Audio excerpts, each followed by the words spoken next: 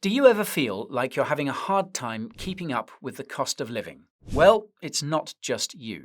The financial system is rigged, but not in the way you might think. In short, corporations, governments, and the people in power have trillions, possibly quadrillions of dollars of debt that they can't possibly pay back. They can either default and lose everything, or devalue this debt through inflation and keep it under control through regulation. Obviously, and to our collective detriment, they've chosen the second option. Today, we're going to explain how the financial system is rigged, why you're having such a hard time keeping up with the cost of living, and how you can pick up the pace in the face of these factors. The current state of the financial system fundamentally boils down to three things: the disconnect between money and currency, the manipulation of the time value of money, and the access to credit in a credit-driven economy. Don't worry, I'll explain each one in simple terms. So first, the disconnect between money and currency. Now, money and currency are technically different things. For the purposes of this video, you can think of money as being a store of value, meaning that it holds its value over time. By contrast, currency is not a store of value, meaning that it loses its value over time. One example of money is gold, which has been recognized as a form of money for thousands of years. Gold is one of the best stores of value out there, so much so that if you measure the prices of things like houses and cars in gold terms, their prices actually haven't changed that much in recent decades. But when you price things like houses and cars in currency terms, it appears as if their prices have gone parabolic in recent decades. If you were to tell your grandparents this, they'd say that this wasn't always the case. Once upon a time, money and currency were the same thing. Currencies represented a claim on money. Now, one example of a currency is the US dollar. It used to be backed by gold, and all the world's other currencies were pegged to the US dollar.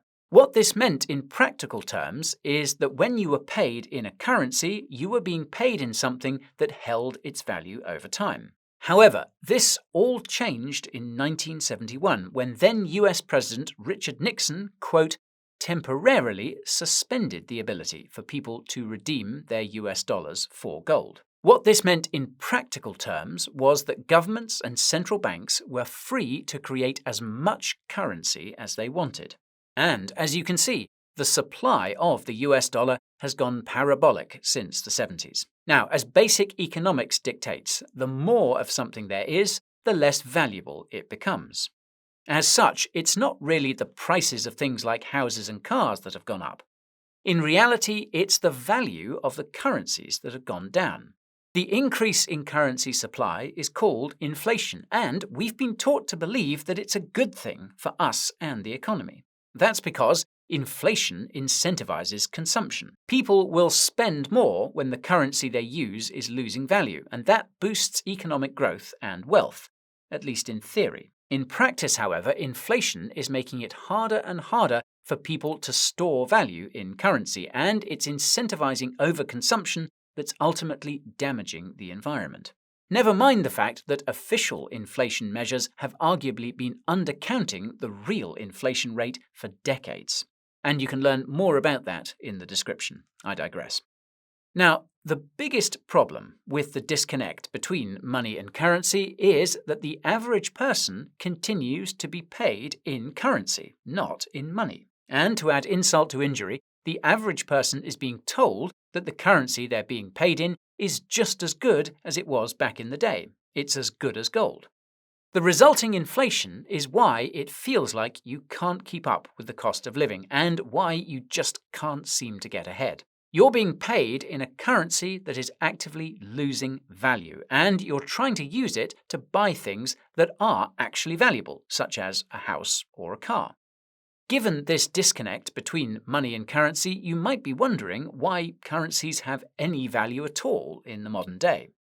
Well, the answer is basically because the government says so. That's why currency is now more often referred to as fiat currency. The word fiat means let it be done. But that's just the first reason why the financial system is rigged. The second reason is manipulation of the time value of money. For the purposes of this video, you can think of the time value as money as meaning how much it costs to borrow money for a given period of time. Under normal circumstances, the longer you want to borrow money for, the higher the interest rate you'll have to pay. That's because the person lending you that money could have used the money for something else today. Put differently, they're missing out on all the things they could have bought with that money. Here's an example to explain what I mean. Suppose you wanted to borrow money for 10 years. Maybe lenders would be willing to give it to you if you pay them 50% extra at the end of the 10-year term. That's because 10 years is a long time to wait. They could have made a similar return by, say, investing.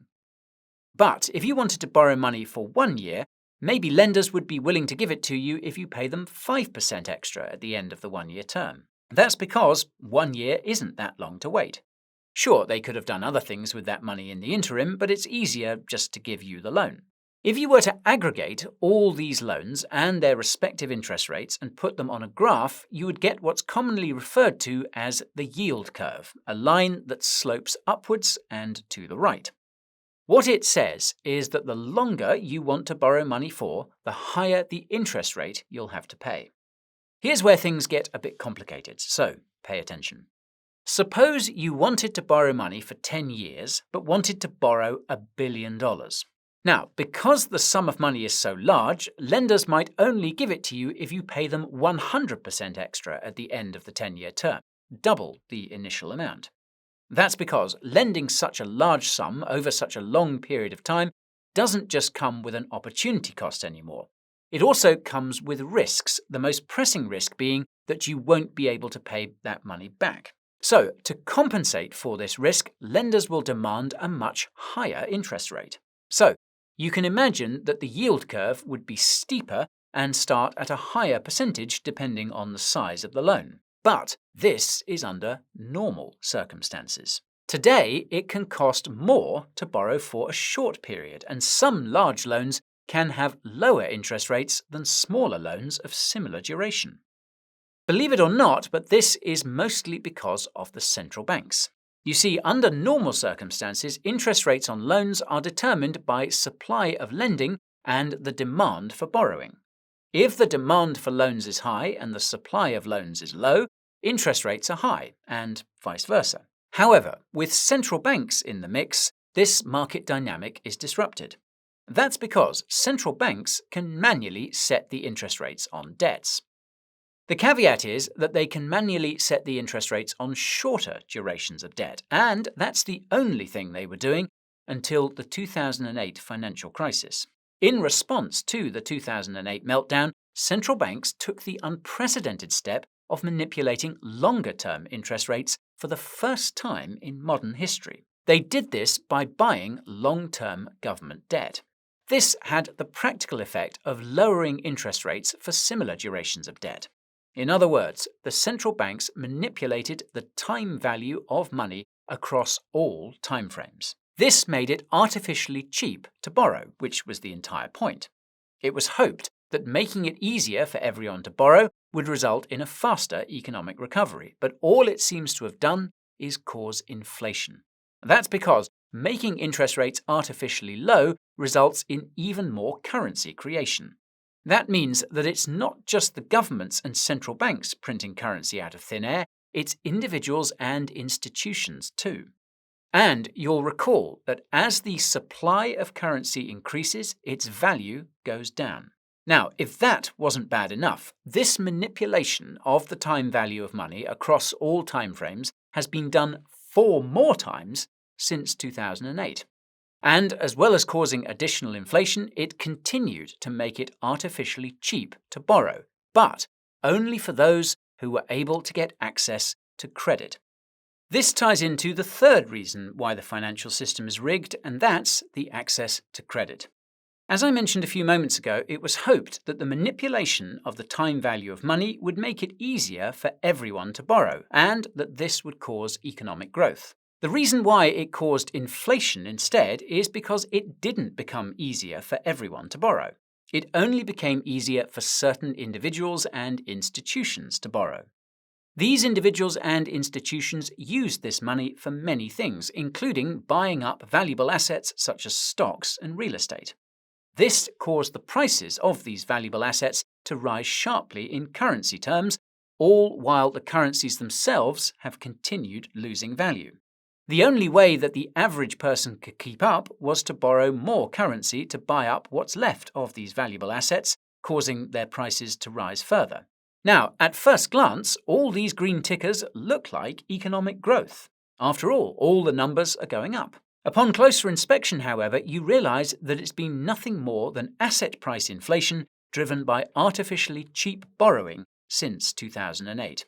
There's been comparatively low economic growth since then. Case in point, the actual economic productivity in G20 countries has been almost flat since 2008. That's what I meant earlier by credit-driven economy. Your success in this credit-driven economy fundamentally depends on your ability to borrow more and more, but this is more and more difficult. This is for many reasons, but they can be broadly broken down into two camps: official financial regulations and unofficial regulations. In terms of official financial regulations, the Dodd-Frank Act is the elephant in the room. As you might have guessed, it was passed in the aftermath of 2008.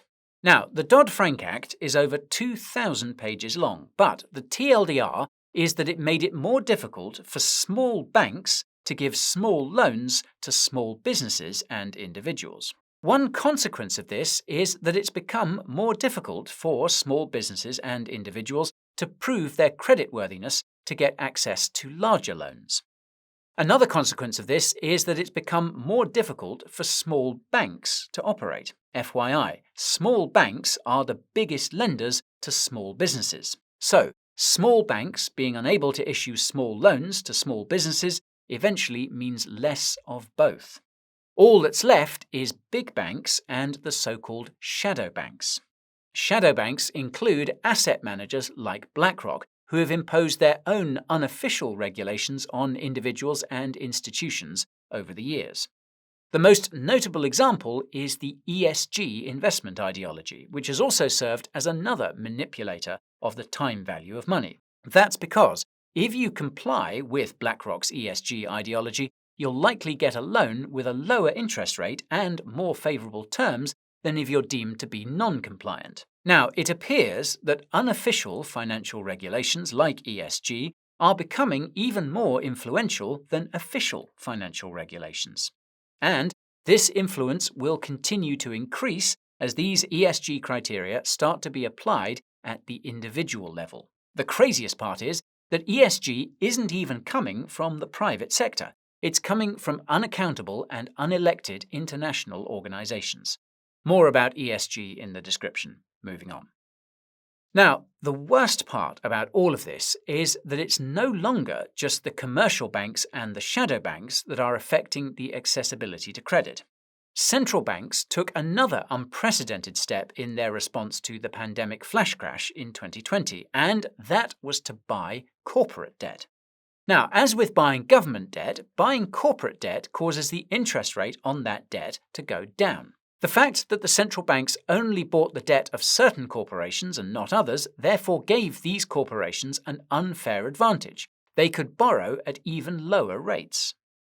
This can all be summed up with something many macro analysts have since underscored. Your access to credit is increasingly dependent on your size. If you're a wealthy individual or a big institution, you'll have access to credit on more favorable terms, and that will only further increase your wealth and size.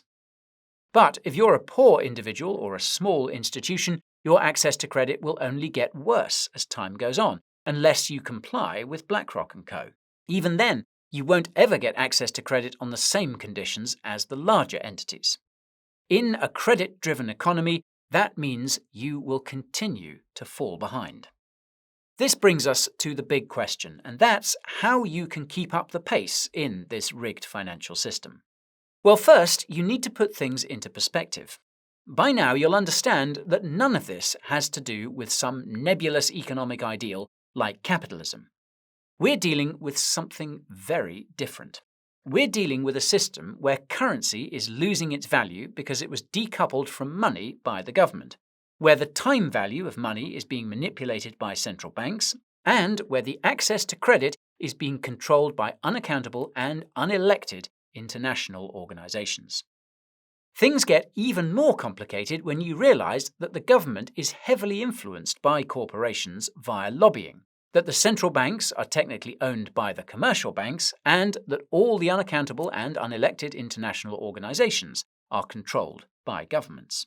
As I mentioned in the introduction, the reason why the financial system is rigged is because all these entities have hundreds of trillions of dollars of debts that they can't pay back.